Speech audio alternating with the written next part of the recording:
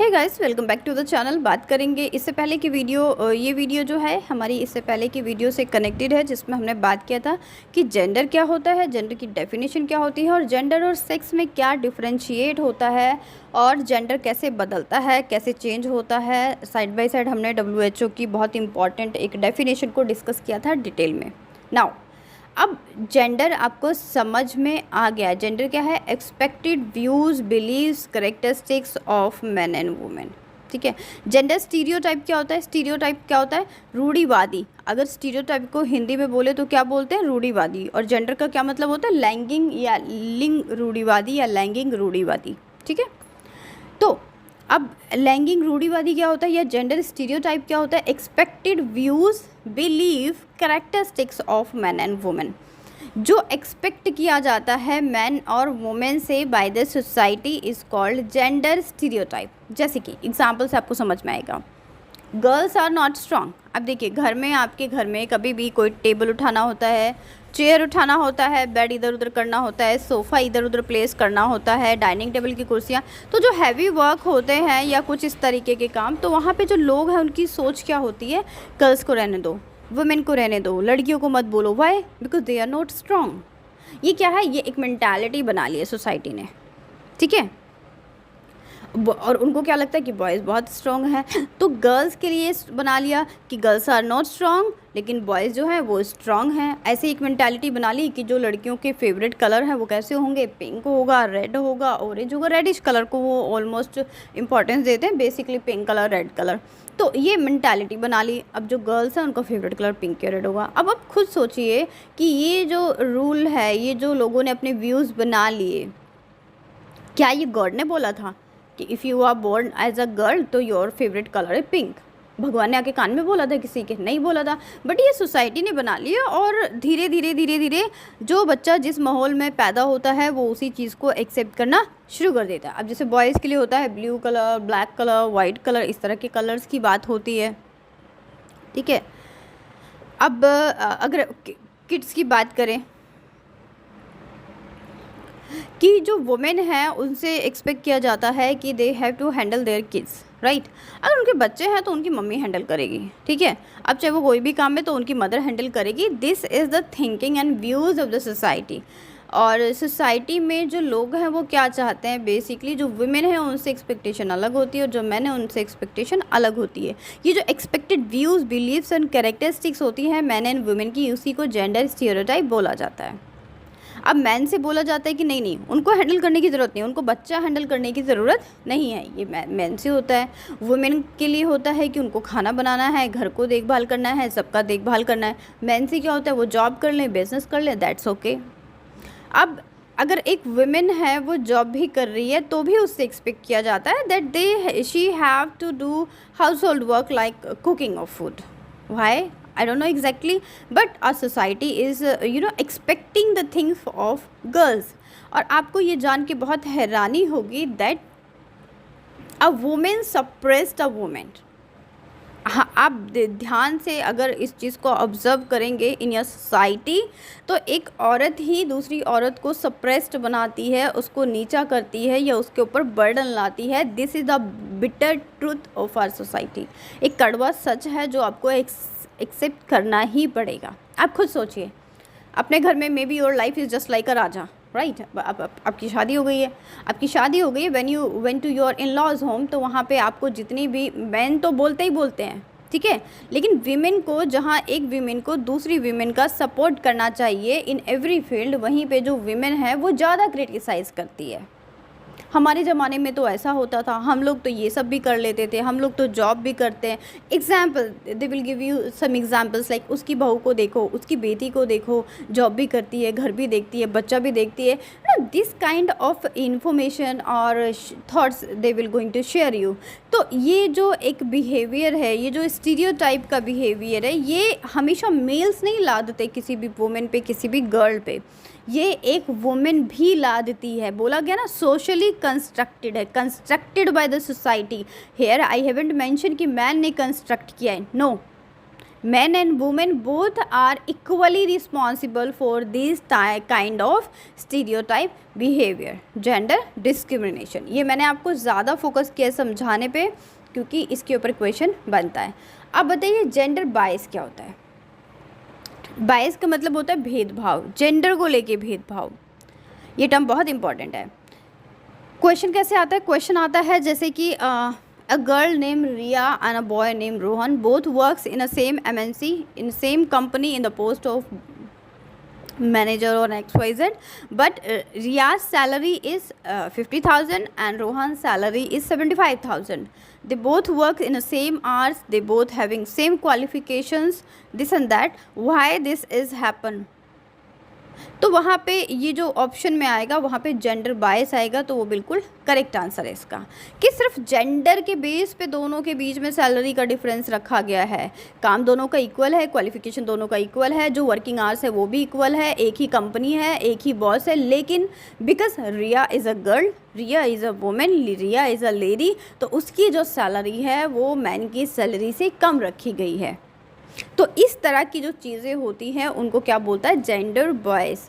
Sex को लेकर, gender को लेकर जब भेदभाव किया जाता है सैलरी में और बेनिफिट्स में, जॉब्स में, तो उसको क्या बोला जाता है, gender bias. Gender bias is a preference towards one gender over another.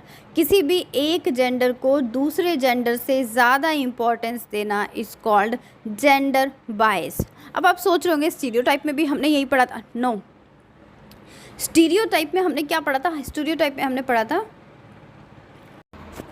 Stereotype में हमने पढ़ा था कि expected views, believes, characteristics of man and women by the society. क्या उनसे एक्सपेक्ट किया जाता है उसके बेस पे डिफरेंशिएट होना, काम को लेके बेसिकली, ठीक है, उनके नेचर को लेके, काम को लेके, उनके बिलीफ को लेके, व्यूज़ को लेके। लेकिन जेंडर बायस में क्या होता है कि एक जेंडर को दूसरे जेंडर से ज़्यादा प्रेफरेंस देना बिल्कुल ओपनली, ठीक है, जैसे कि अनइक्वल ट्रीटमेंट, सैलरी में डिफरेंस होना, जैसे मैंने आपको एग्जांपल दिया, बेनिफिट्स, और बहुत सारी जॉब्स ऐसी जहाँ पे माना जाता है कि किसी एक ही जेंडर को करना चाहिए, जैसे कि रिसेप्शन, बहुत कॉमन सी चीज़ है। कंपनी की बात हो, स्कूल की बात हो, कॉलेज की बात हो, लोगों को क्या लगता है कि मेंटालिटी इज़ हेयर कि एक वुमेन को, एक गर्ल को रिसेप्शन पे बैठना चाहिए, ठीक है। इंडिया में बेसिकली ऐसा है। कुछ जॉब जैसे कि BBA, MBA या इस तरह की जॉब्स में बेसिकली उनको लगता है कि बॉय को होना चाहिए तो ज़्यादा उनके लिए कंफर्टेबल रहेगा। तो इस बेसिस पे जब डिफरेंशिएट होता है तो उसको क्या बोलते हैं, जेंडर बायस। इसका एक अच्छा एग्जांपल देख सकते हैं आप। जब आपका घर कभी बना होगा, आसपास में बना होगा, तो वहाँ पे जो लेबर्स होते हैं, तो लेबर्स की जो सैलरी होती है, जो उनको पर डे अमाउंट मिलता है, उसमें भी डिफरेंस होता है, ठीक है। और ये मैंने बाई फेस देखा है, अपने आसपास देखा है ये सब चीज़ें कि जब घर बनता है तो वहाँ पे जो मज़दूर होते हैं, जो लेबर्स होते हैं, उनमें अगर मेल और फीमेल दोनों अलग अलग सेक्स के लोग काम कर रहे हैं तो वहाँ पे भी जो उनकी सैलरी है उनके बीच में डिफरेंस होता है, या डेली जो उनका पर्क होता है, क्योंकि उनका तो आई थिंक डेली बेसिस पे होता है, तो उसमें भी डिफरेंस होता है। तो ये होता है gender bias. Now, it refers to how people are treated differently due to sex rather than their skills. Gender bias में क्या होता है, यहाँ पे हम ये देखते हैं कि जो लोग हैं, how they are treated differently due to sex rather than skills. जैसे कि मैंने आपको एग्जांपल दिया कि दोनों एक ही जॉब पे हैं, मैनेजर की पोस्ट पे हैं, दोनों की सेम क्वालिफिकेशन है, दोनों का सेम वर्किंग टाइमिंग है, बट रिया और रोहन की जो सैलरी है उसमें एक की 50,000 है, एक की 75,000 है। तो ये जो बेसिक डिफरेंस है ये किसकी वजह से है, स्किल्स की वजह से नहीं होता, ये किसकी वजह से है, सेक्स की वजह से, कि वो मेल है और वो फीमेल है। इसी को इनइक्वालिटी भी बोला जाता है, इसी को जेंडर बायस बोला जाता है, इसी को इनइक्वालिटी बोला जाता है। तो ये सारी चीज़ें इसके अंदर इंक्लूड हो जाती हैं। Now we have another important term that sensitive. क्या होता है, जेंडर सेंसिटिवली क्या होता है कि in which people are made aware of how gender play a role in life through their treatment of others. कि जेंडर को लेके सेंसिटिव होना चाहिए इंसान को। जैसे कि एग्जाम्पल के लिए चेयरपर्सन कोई भी हो सकता है, मेल भी हो सकता है, फीमेल को भी हो सकती है। तो ये जो वर्ड है वो क्या प्रेजेंट करता है कि जो बोलने वाला है वो जेंडर सेंसिटिव है, उसने किसी भी जेंडर को स्पेशली प्रेफरेंस नहीं दिया है। जैसे कि जब टीचर्स स्कूल में पढ़ाते हैं, बेसिकली इसकी एग्जांपल टीचर से रिलेटेड है, बिकॉज ये जो टॉपिक है ये बेसिकली टीचिंग में ही आता है, चाहे वो टेट में आ गया, super TET, UP TET, C TET, इन सब में आता है, बीएड में आ गया, जेबीटी, बीटीसी, इन सब में आता है, ठीक है, पीजीटी, टीजीटी, पीआरटी। तो यहाँ पे जो एक टीचर है उसको भी ये बात समझनी पड़ती है क्लास में कि अगर वो कोई भी चीज़ पढ़ा रहा है तो किसी एक जेंडर को ज़्यादा प्रेफरेंस ना दे, वो जेंडर को लेके सेंसिटिव रहे, ठीक है। जैसे कि कुछ वर्ड्स होते हैं, जैसे कि प्रिंसिपल हो गया, तो वैसा तो नहीं होता कि प्रिंसिपल मेल होगा तो कुछ और बोला जाएगा और फीमेल होगी तो कुछ और बोला जाएगा। तो वहाँ पे क्या है, एक वहाँ पे जेंडर सेंसिटिविटी का पालन किया गया है, क्या उसको एक्सेप्ट किया गया है। Now we have another important term जिसका नाम है जेंडर इक्वालिटी, ठीक है। अब देखो यहाँ पे ध्यान देने वाली बात है कि जो जेंडर बायस है उसको इनइक्वालिटी भी बोलते हैं, ठीक है। और अभी जो टर्म हम डिस्कस करेंगे उसका नाम क्या है, जेंडर इक्वालिटी। जेंडर इक्वालिटी क्या होती है, जैसे कि आप नाम से देख लो, all genders are treated by the equally, equal right, benefits, justice etcetera. जब दोनों जेंडर को, जितने भी जेंडर होते हैं, अगर उनको इक्वली ट्रीट किया जाता है, इक्वली राइट्स दिए जाते हैं, बेनिफिट्स दिए जाते हैं, जस्टिस किया जाता है, तो उसको क्या बोलते हैं, जेंडर इक्वालिटी। अब यहाँ पे देखिए, जैसे कि अगर मैं बात करूँ, जो प्राइवेट स्कूल्स होते हैं या गवर्नमेंट स्कूल्स होते हैं, ठीक है, वहाँ पे जो टीचर्स की सैलरी होती है वहाँ पे वो इक्वली होती है। जैसे कि आप गवर्नमेंट में टीचर बन जाएंगे, आप पीजीटी की पोस्ट पे जाएंगे तो almost your starting salary is 80,000 plus. तो ऐसा नहीं कि अगर आप मेल होंगे तो 80,000 प्लस होगी और अगर आप फीमेल होंगे तो 60,000 प्लस होगी। तो वहाँ पे जो सैलरी है वो इक्वल होती है, क्योंकि गवर्नमेंट सबको इक्वली ट्रीट करती है, ठीक है। गवर्नमेंट के जो रूल्स हैं या जो गवर्नमेंट खुद ट्रीट करती है वो सबको इक्वली ट्रीट करती है, वेदर सेक्स इज़ मेल और फीमेल। तो यहाँ पर ये इसका एग्जाम्पल है। अब एक वर्ड आता है इक्विटी। इक्विटी क्या होती है, इक्वालिटी और इक्विटी। इक्विटी कभी कभी पूछ ली जाती है, इक्विटी का मतलब है फेयरनेस, ठीक है। इक्वालिटी से ऊपर होता है, इक्वालिटी का मतलब क्या होता है, सेमनेस, एक जैसा, ठीक है, एक जैसी सैलरी, एक जैसे कपड़े, एक जैसी ज्वेलरी, तो sameness, equality means sameness. Equity क्या होता है, फेयरनेस। फेयरनेस का क्या मतलब है कि अब जो चीज़ें हैं वो बिल्कुल फेयर होनी चाहिए, बिल्कुल क्लियर होनी चाहिए। जैसे कि अब फिर से एक एग्जांपल देती हूँ, जैसे कि एक लड़की है सोनी और एक लड़का है सोहन, ठीक है। तो सोनी जो है उसकी 10,000 सैलरी है और वो 5 आवर्स जॉब करती है।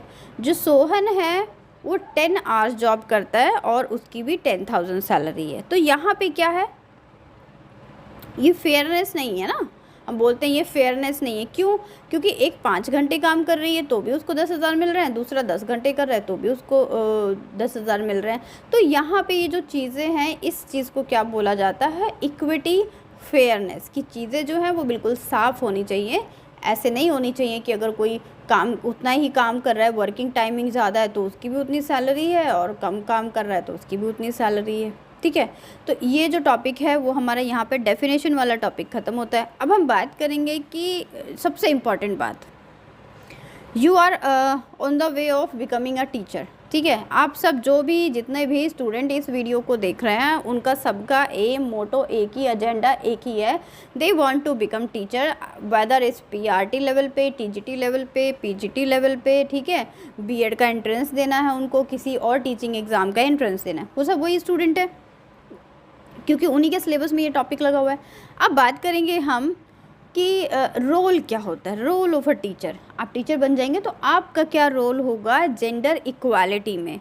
तो teacher should be gender sensitive. Teacher को कैसा होना चाहिए, जेंडर सेंसिटिव। आपको ऐसे वर्ड्स नहीं बोलना जो किसी भी एक जेंडर को ज़्यादा प्रेफरेंस दें on the another gender. Next is teacher should focus on conducting workshop. Teacher को कंडक्ट करने हैं वर्कशॉप जहाँ पे वो बच्चों को बहुत अच्छे से समझा सके। जेंडर इश्यूज़ रिलेटेड टॉपिक्स को डिस्कस करना है कि जेंडर से रिलेटेड जितने भी इश्यूज़ हैं, जब आप बच्चों से बात करेंगे, अपने स्टूडेंट से बात करेंगे एज अ टीचर, तब आपको पता चलेगा कि सोसाइटी में क्या चीज़ें हो रही हैं। बिकॉज़ जब हम लोग का ब्रॉटअप होता है, जो हम लोग अपने आसपास देखते हैं, और जब उसके 4, 6, 10 साल बाद हम लोग स्कूल में पढ़ाने जाते हैं तो एक टाइम पीरियड हो जाता है। टाइम पीरियड के बाद जो सोसाइटी है, वहाँ पे भी चेंजमेंट आता है। तो ये चीज़ आपको कैसे पता चलेगी क्या चेंज आया है, तो वो आपको स्टूडेंट से इंटरेक्ट करके पता चलेगा जब आप डिबेट ऑर्गेनाइज करेंगे। करियर गाइडेंस, अब एक as a teacher it's your role to organize a career guidance. Students को पता ही नहीं होता है कि उनको क्या करना है, ठीक है, तो एक करियर गाइडेंस देना भी ज़रूरी होता है। आप देखेंगे चैनल पे भी मैंने एक गाइडेंस वीडियो डाली थी करियर को लेके कि आप आफ्टर मास्टर्स क्या क्या कर सकते हैं, आपके पास क्या क्या ऑप्शंस हैं, आपका इंटरेस्ट एरिया क्या है। तो एक करियर गाइडेंस भी आपको ऑर्गेनाइज करना चाहिए if you are a teacher. Equality, gender equality को देखते हुए conduct debates and discussions. Yes of course, अगर आप टीचर हैं तो आपको अपनी क्लासरूम में डिबेट्स को ऑर्गेनाइज करना है और डिस्कस करना है। Next point is single sex class का जो रेशो है वो आपको मेंटेन करना है। सपोज़ किसी क्लास में अगर 10 गर्ल्स हैं और 20 बॉयज़ हैं, तो यहाँ पे जो बॉयज़ हैं वो ऑब्वियस सी बात है हमेशा डोमिनेंस दिखाने की कोशिश करेंगे। तो आपको उस चीज़ को बैलेंस करके चलना है अगर पॉसिबल है तो, ठीक है। तो ये सब चीज़ें किसके अंदर आ जाती हैं, ये आ जाती है सिंगल सेक्स रेशो। अब बात करें, ये जो कंप्लीट टॉपिक है ये 2 वीडियो में कंप्लीट हुआ है। जो जेंडर हमारा टॉपिक है, कहने के लिए छोटा सा टॉपिक है लेकिन इसने हमारी 2 वीडियोज़ को लिया है। तो अब 2 वीडियोस मतलब कि हाफ एन आवर में, आधे घंटे में आपको जेंडर का कंप्लीट टॉपिक कवर होता है। और जितने भी टीचिंग एग्जाम है आपको एक question gender, sex, gender sensitivity, equality, stereotype, gender बाइस, इनसे रिलेटेड एक क्वेश्चन ज़रूर देखने को मिलता है एग्ज़ाम में। अगर मैं सीटेट की बात करूँ तो 2-3 क्वेश्चन भी आ जाते हैं। सीटेट में बहुत ज़्यादा फेवरेट है इनका ये टॉपिक जेंडर, ठीक है। अब बात करें कि सबसे ज़्यादा इंपॉर्टेंट क्या है, difference between sex and gender, इसके ऊपर क्वेश्चन बहुत आता है। रोल ऑफ टीचर के ऊपर आता है और डेफिनेशन जो कि WHO की है। तो ये वो टॉपिक्स है जहाँ से बहुत ज़्यादा रिपीटिशन, अगर मैं ये बोल रही हूँ कि यहाँ से ज़्यादा आता है तो इसका मतलब ये नहीं कि बाकी के जो टर्म्स हैं वो बेकार हैं, नो। इसका मतलब ये कि इन टॉपिक्स पे रिपीटिशन लेवल ज़्यादा है, ज़्यादा रिपीट हुए हैं, यहाँ पे आपको ज़्यादा फोकस करना है। आई होप अगर आप मेरे पढ़ाने का तरीका आपको पसंद आया होगा। अगर अच्छा लगता है तो डेफ़िनेटली एक लाइक का बटन हिट कर दिया करो, बिकॉज़ एक वीडियो को बनाने में बहुत एनर्जी और पढ़ना भी पड़ता है, राइट। तो आप ये कर सकते हैं। और अगर वीडियो अच्छी लगती है आप शेयर करो। आपने आज ही चैनल पे विज़िट किया है और आपने चैनल को सब्सक्राइब नहीं किया तो आप सब्सक्राइब कर लीजिए, क्योंकि मैं आपको ये कंप्लीट जो सिलेबस है ये आपको प्रोवाइड करूँगी चाइल्ड डेवलपमेंट एंड पैगोलॉजी का, जिसमें मैथडोलॉजी भी इंक्लूड होगी जो टीचिंग एग्जाम्स के लिए बेनिफिट है। 50-60 वीडियोज़ में ये जो कंप्लीट बुक है वो बाइंड अप हो जाएगी। Stay connected, thank you.